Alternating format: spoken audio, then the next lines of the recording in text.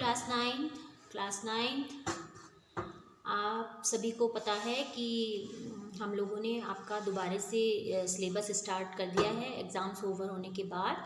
तो सिलेबस मैंने आपको पिछले वीडियो में भी बताया था। मैंने बताया था कि आपका एक चैप्टर और ऐड ऑन किया है मैंने आपके सिलेबस में, सूखी डाली। बाकी आपका सिलेबस सेम वही है जो आपका प्री बोर्ड में आया था। आप लोग दोबारा से पढ़ाई स्टार्ट कीजिए, पढ़ाई को रोके मत। तो सूखी डाली चैप्टर जो मैंने आपको एकांकी संचय में शुरू करवाया था, थोड़ा सा मैं बता देती हूँ, पिछली बार का मैं रिवाइज़ करवा देती हूँ। यदि आपने वीडियो देखा है तो मैंने इतना पढ़ाया था कि दादाजी जो हैं 72 वर्ष की आयु में अपने परिवार को एकता के डोर में उन्होंने पिरो रखा है। बहुत सारे लोग हैं उनके परिवार में और दादाजी का यह सपना है कि सारे लोग जो है परिवार में मिलजुल कर रहें, उनके परिवार से कोई भी व्यक्ति अलग ना होकर रहे। तो इसी में क्या होता है कि जो उनका सबसे छोटा पोता होता है परेश, वो नायब तहसीलदार होकर उनके इलाके में आ जाता है और उनकी शादी जो है उसकी एक ग्रेजुएट लड़की से हो जाती है, बेला से। तो जैसे ही वो बेला उनके घर में आती है तो थोड़ी हलचल सी मच जाती है परिवार में, क्योंकि बेला पढ़ी लिखी है और उनके जो घर की बाकी महिलाएं हैं वो थोड़ा कम पढ़ी लिखी हैं। जो परेश की बहन है इंदू, वो ही थोड़ा बहुत पढ़ी लिखी है और घर में सबकी लाडली है। तो बेला के आने से परिवार में कुछ परिस्थितियां उत्पन्न हो जाती हैं, थोड़ा सा कलेश उत्पन्न हो जाता है परिवार में। तो बेला की ही बात जो है सारी औरतें घर में कर रही होती हैं। मंजली बहू जो है वहाँ पर आ जाती हैं जब बेला की बात हो रही होती है और बहुत ज़्यादा हंस रही होती हैं। तो सारी महिलाएँ उनसे पूछती हैं कि किस बात पर वे हंस रही हैं। तो वे बताती हैं, पेज नंबर 45 पे देखिए, यहाँ तक मैंने आपको पढ़ाया था। मंजली बहू हंसी जा रही हैं और कहती हैं, आज भाई परेश की वह गति बनी कि बेचारे अपना सा मुंह लेकर रह गए, और की हंसती रहती हैं। अब छोटी भाभी उनसे पूछती हैं, ओहो तुम्हारी हंसी भी बहू ना। मंजली बहू कहती है, मैं क्या करूं, मैं हंसी के मारे मर जाऊंगी छोटी माँ। अभी अभी छोटी बहू ने परेश की वह गत बनाई कि बेचारा अपना सा मुंह लेकर दादाजी के पास भाग गया। मतलब उनकी पत्नी बेला ने उसकी ऐसी गत बनाई कि वो अपना सा मुंह लेकर भाग गया और दादाजी के पास चला गया। बड़ी बहू कहती है, इंदू बात क्या हुई। मंजली बहू बताती है, मैं तो उधर ऊपर सामान रखने गई थी, बहुत बातें तो मैंने सुनी ही नहीं, बहुत समझ भी नहीं आई। अंग्रेजी में गिटपिट कर रहे थे दोनों, परेश और उसकी पत्नी बेला अंग्रेजी में गिटपिट कर रहे थे। छोटी बहू का पारा कुछ चढ़ा हुआ था। बेला के बारे में बात हो रही है कि उसका गुस्सा जो है कुछ चढ़ा हुआ था। इतना मालूम हुआ कि परेश स्नान कर कमरे में गया तो बहू रानी ने सारा फर्नीचर निकाल कर बाहर रख दिया था। परेश ने कारण पूछा। छोटी बहू ने कहा कि मैं इन टूटी फूटी कुर्सियों और गले सड़े फर्नीचर को अपने कमरे में ना रहने दूंगी। परेश कहने लगा, हमारे बुजुर्ग, अब परेश को थोड़ा इंसल्ट लगी तो उसने कहा, हमारे बुजुर्ग। बात काट कर छोटी बहू ने कहा, हमारे बुजुर्ग तो नंगे बुच्चे जंगलों में घुमा करते थे, तो क्या हम भी उनका अनुकरण करें। मतलब परेश का ये कहना था, ये सामान हमारे बड़े बुजुर्गों का है तो इसकी इज्जत करनी चाहिए। लेकिन उसकी पत्नी बेला इस बात से सहमत नहीं है। वो कहती है, वो जो चीज़ गलत करते थे तो क्या हम उसका फॉलो करेंगे, अनुकरण करेंगे। और जो सामान पड़ा था वह भी उठाकर उसने बाहर फेंक दिया। जो पुराना सामान था वो सब उठाकर उसने बाहर फेंक दिया। अब इंदू पूछती है, फिर क्या हुआ। मंजली भाभी, छोटी भाभी, यह तो।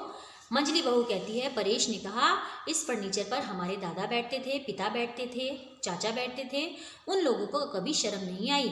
उन्होंने कभी फर्नीचर के गले सड़े होने की शिकायत नहीं की। अब यदि मैं इसे रखने पर आपत्ति करूंगा तो दादाजी कहेंगे कि तहसीलदार होते ही लड़के का सिर फिर गया है ना भाई, कहता है। मतलब परेश अपनी पत्नी बेला से बहस करता है। वो पुराना सामान नहीं रखना चाहती। परेश उसे कहता है कि हमें बड़े बुजुर्गों के सामान की इज्जत करनी चाहिए, ये पुराना फर्नीचर उन्हीं का है। तो वो मानता नहीं है और वहाँ से चला जाता है। मंजली और बड़ी भाभी, हाँ ठीक ही तो कहा परेश ने, परेश का सपोर्ट करती हैं। छोटी भाभी कहती है, मेरा परेश, तारीफ करती है उसकी कि मेरा बेटा भला है। मंजली बहू कहती है, तब बहू ने कहा, तो ना कहो तो मैं इस गले सड़े सामान को कमरे के पास ना फटकने दूंगी। इस बेडोल फर्नीचर से तो नीचे धरती पर चटाई बिछाकर बैठे रहना अच्छा है। और फिर वो अपने मायके को बीच में ले आई। अब इंदू जैसी ये बात सुनती है उसे गुस्सा आ जाता है। बस उसे तो अपने मायके की पड़ी रहती है 24 घड़ी। बेला के बारे में कहती है कि उसे बस अपने मायके की पड़ी रहती है 24 घड़ी। मंजली बहू कहती है, और छोटी बहू ने अपने मायके के बड़े बड़े कमरों और उनके बहुमूल्य फर्नीचर का बखान किया और हंसती है उसकी बात करके, और महाशय परेश की एक भी ना चलने दी। बेचारी भीगी बिल्ली बने दादाजी के पास चले गए, वहाँ से निकल गए, दादाजी के पास चले गए और फिर हंसने लग जाती है। मैं तो चुपके से चली आई, जबान है छोटी बहू की या कतरनी, उसके बारे में कहती है बेला के बारे में वो मंजली बहू की, जबान है छोटी बहू की या कतरनी है कैंची की तरह। और फिर जब अंग्रेजी बोलने लगती है तो कुछ समझ में नहीं आता। परेश बेचारा तो अपना सा मुँह लेकर रह जाता है, जाने तहसीलदार कैसे बन गया, अपनी बीवी के सामने तो कुछ बोल नहीं पाता।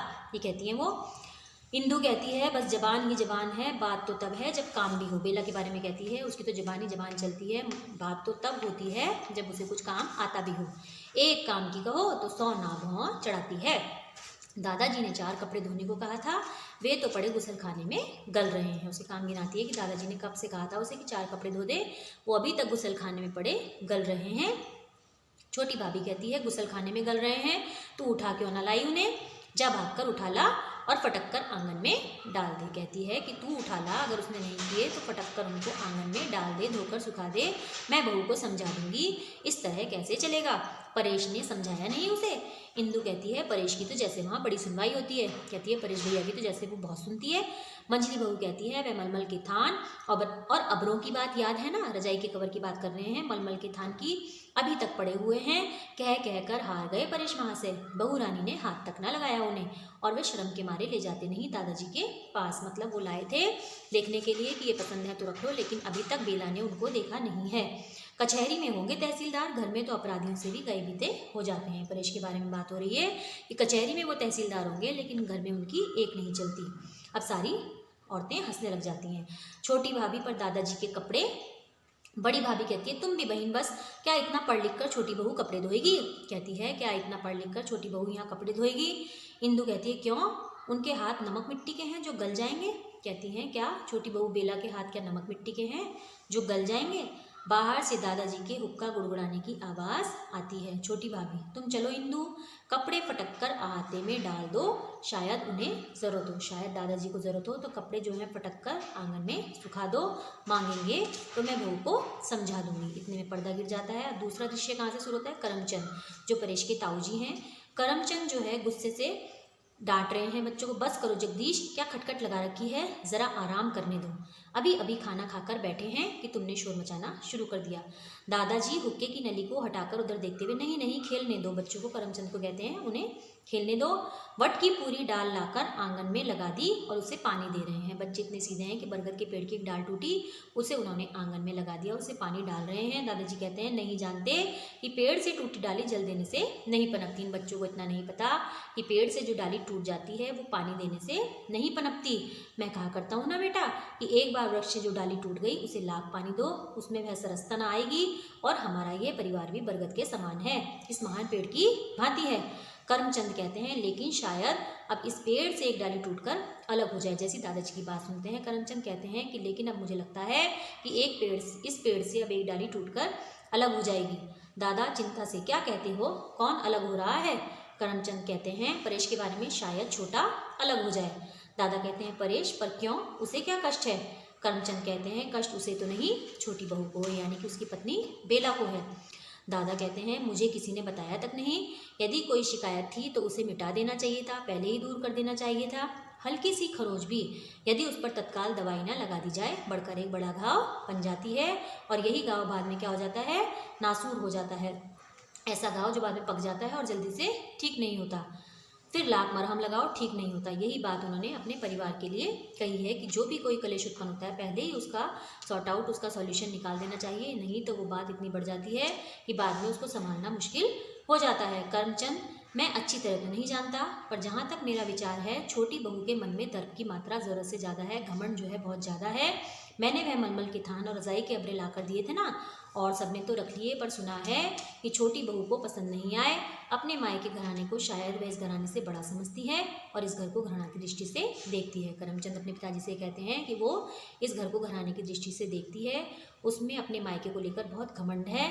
दादा कहते हैं बेटा बड़प्पन बाहर की वस्तु नहीं, बड़प्पन तो मन का होना चाहिए। बड़प्पन जो है बाहर दिखाने की चीज़ नहीं है, बड़प्पन हमेशा अपने मन में होना चाहिए। दादा उसको समझाते हैं।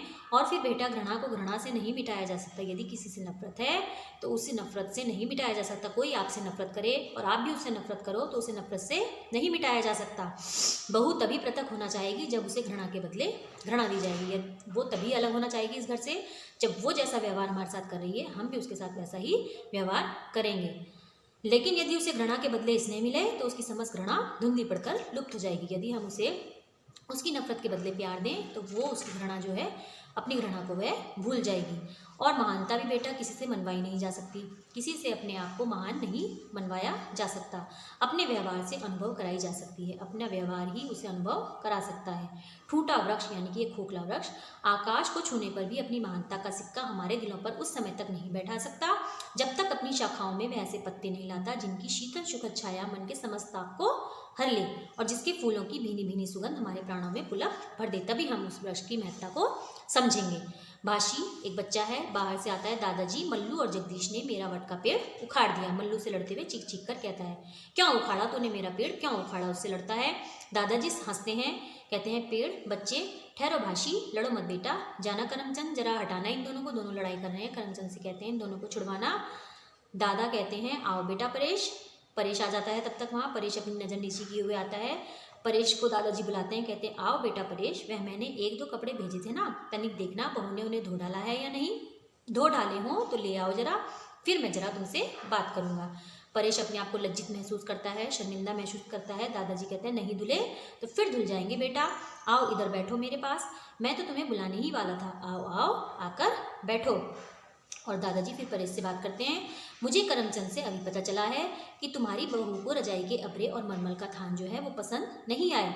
तुम्हारे ताऊ ठहरे करमचंद के बारे में बात करते हैं, पुराने समय के आदमी वे नए फैशन की चीज़ें खरीदना क्या जाने।